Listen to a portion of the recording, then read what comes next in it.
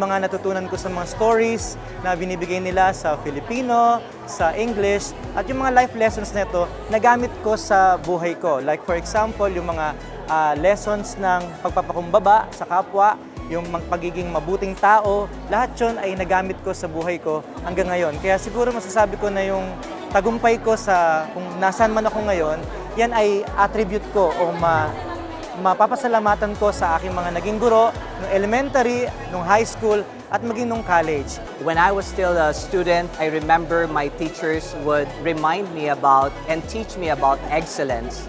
And that really helped me to be the person I am today. So to all our teachers anywhere in the Philippines and around the world, thank you so much and we love you. I think the most important lesson na I learned from my teachers back when I was still in high school is to trust the people around you.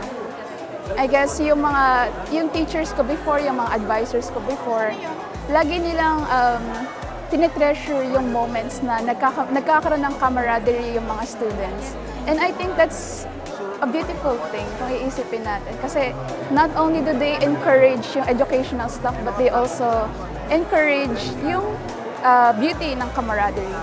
And I think that's why sa work namin ngayon, we work beautifully.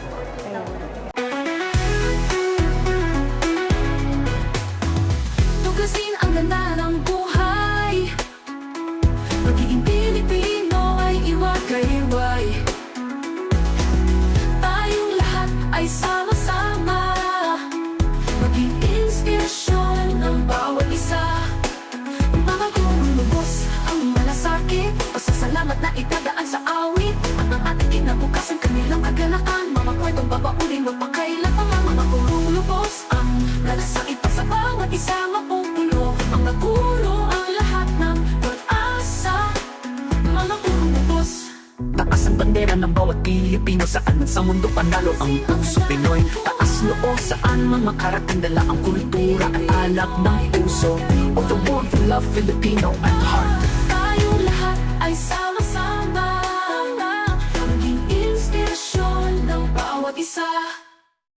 Magandang araw, maayong buntag, isang pagbati sa mga guro at sa bawat Pilipino mula Luzon, Visayas at Mindanao at maging sa ang panig man ng mundo. Dito sa Filipino at Heart with Teacher Jean, we aim to celebrate the spirit of being truly Pinoy. This week, we will honor teachers whose commitment goes beyond the classroom, inspiring generations. Abangan din ang aming caravan sa Cebu at ang pagdalo namin sa Cebu Province Association of Private Schools and Administrators or CPAPSA event. At para sa Pinoy Ka Rin segment natin, meron tayong isang foreign content creator na pumatok ang mga reaction videos sa social media. So join me, Teacher Jean, as we explore the stories that make us proud to be a Filipino.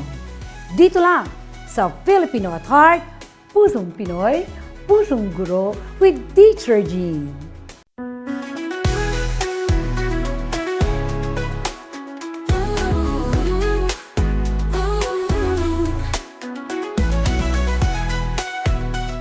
Magandang araw mga ka-heart! Ngayong araw, isang special report ang aming ibabahagi sa inyo. Ito ay ang kauna-unahang CPAPSA Meet 2025 na aming dinayo sa Cebu. May tema itong Igniting Passion, Inspiring Minds, Empowering Champions. Pero ano ba ang CPAPSA? Ito ang Cebu Province Association of Private Schools and Administrators o CPAPSA. Kami ay nagtipon-tipon upang ipakita ang talento, talino at husay ng mga mag-aaral mula sa iba't ibang private schools sa Cebu Province. Layunin nitong pagyamanin ang excellence, integrity at camaraderie ng mga mag-aaral habang hinuhubog sila bilang mga future leaders, innovators at champions sa iba't ibang larangan. Sa bawat bahagi ng competition, dala ng mga mag-aaral ang core values ng SIPAPSA. Ito ay ang excellence, integrity, discipline, teamwork, camaraderie, leadership, innovation, at sportsmanship. Bilang bahagi ng SIPAPSA, ang lahat ng kalahok na mga mag-aaral, guro, at tagapamahala ng paaralan ay nanumpa ng kanilang commitment dito. Ang SIPAPSA ay binuo noong November 2022 sa pamamagitan ng isang General Assembly. Formal na kinilala ang mga opisyal ng SIPAPSA na siyang nagplano ng mga makabuluhang programa, kabilang na ang naganap na SIPAPSA Meet 2025. Teacher Jane came from a very poor family. Less fortunate child si Teacher Jean. Okay? Mahirap lang kami. One day, one eat. Yan po si Teacher Jean. Sipag, tiyaga, of course, you have to have education because education to fight poverty, you must have education. Mag-aral ng mabuti.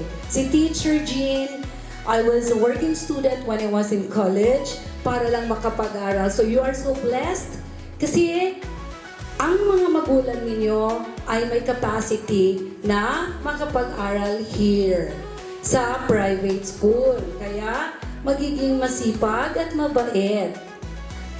Pwede ba yun? Pwede ba yun? So magkugi o magkugi o magpinuutan. Right? So magkugi o magpinuutan. So please watch. Marami kayong matutunan doon. I am one of those living testimonies ng isang bata, a poor little girl from Mindanao na talagang nag-aral lang mabuti para makaahon sa kahirapan. You know, education is a game changer. Kaya sobra ko talagang mahalaga for me ang education. Kaya sa Filipino at Heart, we valued education so much. We value educators. Mahalin po natin lahat ng educators, teachers especially. Talagang lahat sila ay we deserve to be loved. We deserve what? To be respected. And of course, talagang maalala ninyo lahat ang mga guro ninyo pag kayo ay lumaki na at maging successful because teachers ay part sa success ng bawat isa. Agree? Magpasalamat kayo ha pag graduate na kayo. You look back and of course say thank you to all your teachers. Okay? Tunay ngang isang makasaysayan ang SIPAPSA Meet 2025 para sa ating mga kabataan. Saludo kaming lahat sa inyo mula rito sa Filipino at Heart with Teacher Jean.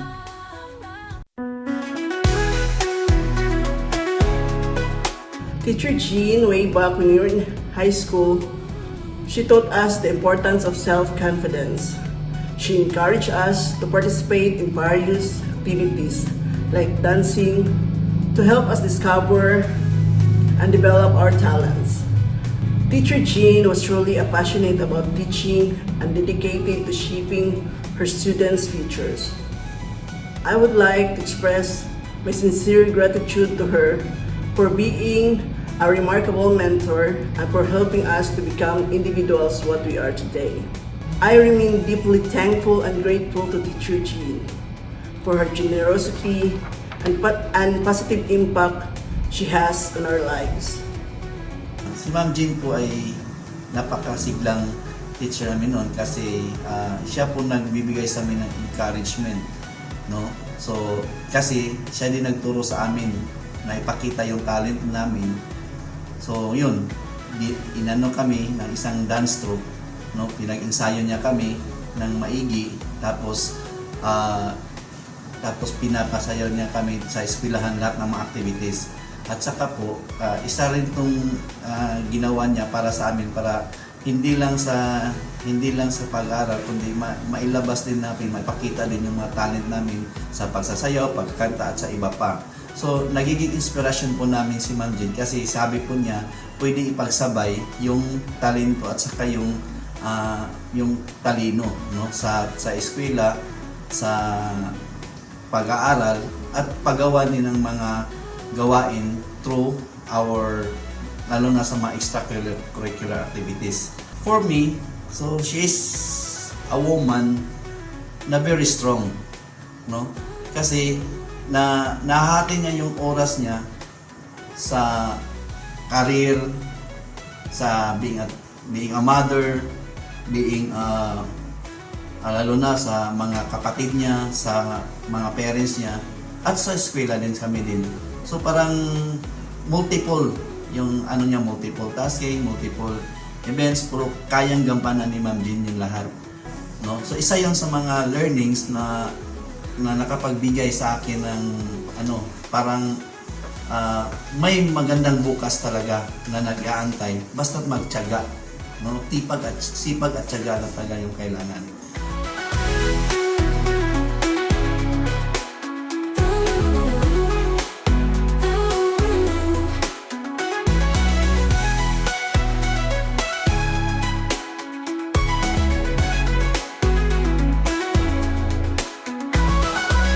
Tuklasin ang ganda ng buhay. Magiging Pilipino ay iwagayway. Tayong lahat ay sama-sama.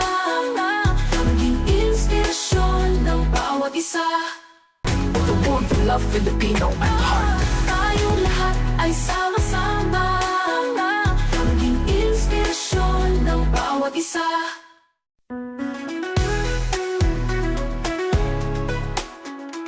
Today, ay masaya akong makasama ang isang kapwa-guro ko na hindi nagsasawang tumulong at mag-share ng oras at kaalaman sa mga bata. Welcome to Filipino at Heart, Teacher Jolly. Sino nga ba si Teacher Jolly? Kasi ganun na lang yung passion mo na tumulong at pumupunta ka pa ng malayong lugar at hindi ka napapagod sa pagtuturo at pagkuwento. I am a public school teacher. I've been teaching since 1997 and I am currently teaching sa isang public school sa Quezon City. And I am also a professional storyteller, yes. Baka hindi pa kilala ng mga tao, no?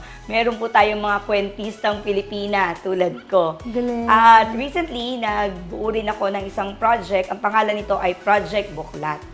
Okay, bilang kwentista, ikwento mo naman sa amin ang Project Buklat. Advocacy project siya. It's an acronym. B for bata, U, unawa, Unawa. K is for kalusugan, L is for livelihood, A for akap, kalikasan, and T for tala. So parang holistic yung approach niya na kung ano yung kapakinabangan ng bata. At part nito ay Tarabasa Project. Ano naman ito? Meron akong silid buklatan kasama doon sa Project Buklat. And naglagay ako dito ng maraming books, meron akong mga board games, mga supplies for the kids. And then we had our assessment para sa mga bata. Marami dito nakilala natin na talagang struggling leader sila. And that's why dumating yung Tarabasa Tayo. It's an after-school program na pinababasa yung mga bata na struggling. Ang galing, no? Parang you go beyond. Nakaka-proud na may guro na never yatang mapagod to share your knowledge. What keeps your passion for this burning? Worship. This is my act of worship to the Lord. When I serve the people, this is also my way of serving my God. Ang galing. Pero syempre, no, to sustain a project like this was never easy. Ano naman yung mga ginagawa mong ways para to sustain tong project na to? At saka yung challenges mo sa grupo ninyo? I spend my own money. I'm trying to put an allocation every month doon sa sweldo ko para mayroon magamit for the kids. I also ask help from friends. Nagalagay ako sa Facebook ng, baka may spare kayo ng mga materials, baka meron kayong gustong i-declutter and all that, para meron magamit yung mga estudyante ko. Minsan daw, nabahaan na kayo sa bahay at ang mga donated books ay pinilit ninyong i-save. About 43 balikbayan boxes, sorted na yon. I-donate namin sa iba't ibang mga places. Wednesday, biglang bumaha. Tapos, hindi kami nakauwi ng bahay namin. Pagbalik namin, wala nang mapapakinabangan. Basa na lahat. Kasi hanggang halos bubong yung inabot ng ng tubig eh. So putik-putik siya and all. But then God is good. Meron pa rin naman talagang mga tao na gustong tumulong, no. At unti-unti meron ulit kaming mga naipamigay na kapag bahagi pa rin naman kami, hindi nga lang ganoon kadami doon sa nawala. And this is purely voluntary basis, no. So kung sino lang yung gustong pumunta, and kung gusto mong sumama, sarili mong pera. Kung gusto mong, tulad lumipad kami papuntang Guimaras, lahat ng expenses na yon, personal expenses, walang sponsor. Kami yung nag-sponsor. Yung pinupuntahan naming lugar, dadatnan na lang namin sila, may bibigay na kami sa kanila. Pero wala kaming hihingin from people. Teacher Jolly, napag-alaman ko rin na ikaw ay isang solo parent. At para sa mga viewers, April is National Solo Parent Month. At saka yung anak mo na si Luntian is also part of your advocacy. Paano mo na pagsasabay ang pagiging solo parent, pagiging guro, at yung mga proyekto mo? It's a lifestyle, no? Yung daughter ko, dahil nga solo ako, madaling isama kahit saan. I did homeschool her. So, nag-homeschooling kami, mas madali kasi hindi ko siya kailangang ipagpaalam sa teacher. Yes. So, kapag may mga activities ako for volunteer works, kasama ko siya. Even yung volunteer work ko for children with special needs, so natuto siya magtulak ng wheelchair, natuto siya magpunas ng bibig ng mga children with cerebral palsy, nag-basic sign language din kami mag-ina para makakommunicate dun sa mga bata. Ginagawa namin ito every summer. Meron kaming ina-attenan na summer camp. So, nag-volunteer kami doon. Hanggang sa lumaki siya, on her own, meron na rin siya mga sariling mga ginagawa to help other people. Grabe na-develop yung practical life skills niya, no? Kasi habang kasama kayo, tapos marami na siyang natutunan. Yes. So, napaka-supportive ni Luntian. Ngayon, working na rin siya. Nag-start na siyang mag-work. Graduate siya noong 2023. And even naman nung hindi pa naman nag-work, meron siyang small business na nag-earn. So kapag kailangan ko ng pera para sa Project Buklat, kasi sa Project Buklat, meron kaming busog na tiyan, utak gagana yan. Tuwing exam days, nagpapakain ako sa around 150 kids. No? At nanggagaling yun doon sa pera namin ni Luntian. Lugaw man lang, or basta something na pwedeng makabusog sa mga bata habang nag-e-exam. So nanggagaling yun sa aming dalawa. Para sa mga interesadong maging parte ng project mo na buklat at mga nais tumulong, paano ba? Para at least, di ba, may makakatulong sa inyo. Yes, ako, salamat. Salamat for mentioning that. Meron akong Facebook page, no? Dahil sobrang busy doon, hindi siya na-update ngayon. Ang pangalan ay Project Buklat. So makikita nyo, owl, yung aking logo na nandun. So yun yung Project Buklat. Kung gusto nyo, you can reach that out and then send me a message and I'll reply. Kung gusto mga tumulong, gusto mag-volunteer, lalo at may upcoming activity kami ngayong April sa Batangas. Magbibigay kami ulit ng storytelling, mga gamit, at mga books doon sa mga bata. Teacher Jolly, your message para sa mga guro, estudyante, kabataan, at sa lahat ng may pagmamahal sa pagbasa? I think dapat nating tandaan na hindi mo kailangan maging mayaman para tumulong. Meron kang 3 T's. Meron kang time, meron kang talent, meron kang treasure. Alin man doon, pwede ka nang tumulong. You always go back to your purpose. Kung bakit ka ba nandito sa mundong ito. Magbasa, magbasa, magbasa para matuto. Thank you, Teacher Jolly. Isa kang magiting na guro. Hindi lang isinasa puso, kundi isinasa buhay. You really practice what you teach. Ang pagtulong at pagtuturo.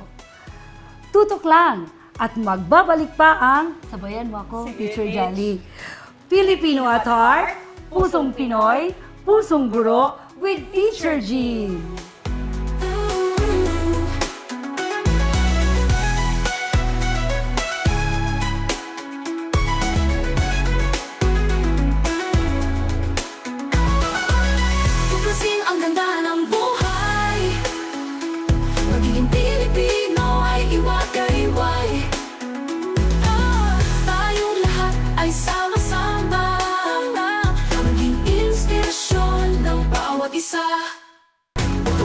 love Filipino at heart. Tayong lahat ay sama-sama, maging inspirasyon ng bawat isa.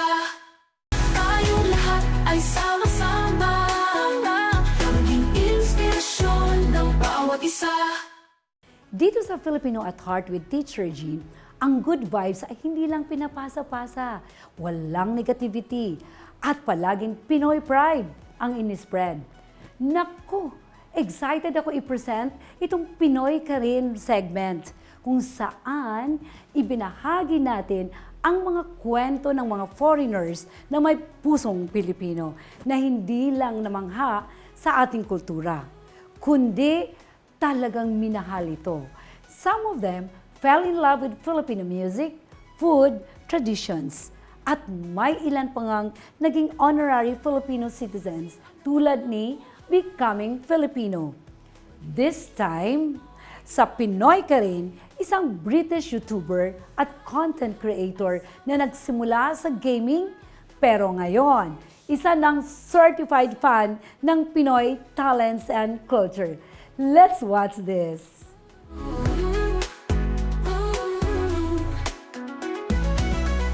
Si Sam Brown ay isang 24-year-old British content creator na kinilala dahil sa kanyang masigasig at makulay na music reaction at review videos. Hindi naging madali ang simula ni Sam.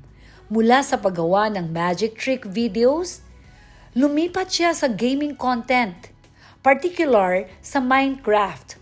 Ngunit, noong April 2018, natagpuan niya ang kanyang tunay na interest. Ito ang paggawa ng music reaction videos at dito nagsimula ang kanyang paglago sa mundo ng digital content. Sa YouTube kung saan kilala siya bilang Mr. Sammy Cam, ipinabahagi niya ang kanyang pananaw sa iba't ibang genre ng music. Lalo na noong July 24, 2024, napanood ni Sam ang performance ng BINI at kitang-kita kung paano siya napahanga ng BINI mula sa vocal skills hanggang sa powerful stage presence ng grupo. At dahil ang mga Pinoy ay certified supportive at mabilis mag-share ng good content, dumagsa ang mga views, likes at comments sa video ni Sam. Dahil sa init ng pagtanggap ng Filipino viewers, hindi lang siya tumigil sa BINI. Tuloy-tuloy ang paggawa niya ng reaction videos para sa iba pang Filipino artist tulad ng SB19, Ben and Ben, Sarah Geronimo at iba pa. Hindi lang yon. Unti-unti na rin siyang nagdi-deep dive sa ating kultura. Nagre-react siya sa Pinoy street food or yung nagtry siyang magsalita ng Tagalog. Ang ganda miniwala Ang cute, di ba? Minsan, yung accent niya ay medyo English na English pa. Pero kita mo talaga ang effort. Ipinagdiwang niya ang pagkamit ng 400,000 subscribers sa kanyang YouTube channel bilang pasasalamat sa kanyang mga taga-suporta. Hindi lang sa YouTube, matagumpay si Sam. Sa TikTok, nakalikom siya ng higit 61,000 followers at 2.8 million likes sa kanyang short-form content. Ginamit niya ang platform na ito upang maabot ang mas maraming tagapanood at ibahagi ang kanyang natatanging reaction sa iba't ibang musikang Pinoy at kultura. Ang kwento ni Sam Brown ay isang patunay na ang pagiging Filipino at heart ay hindi lang tungkol sa kung saan kay pinanganak o kung anong passport ang hawak mo. It's about appreciating, embracing, and sharing the beauty of our culture with the world. Kaya mga ka-heart, keep shining, keep learning, keep the good vibes rolling.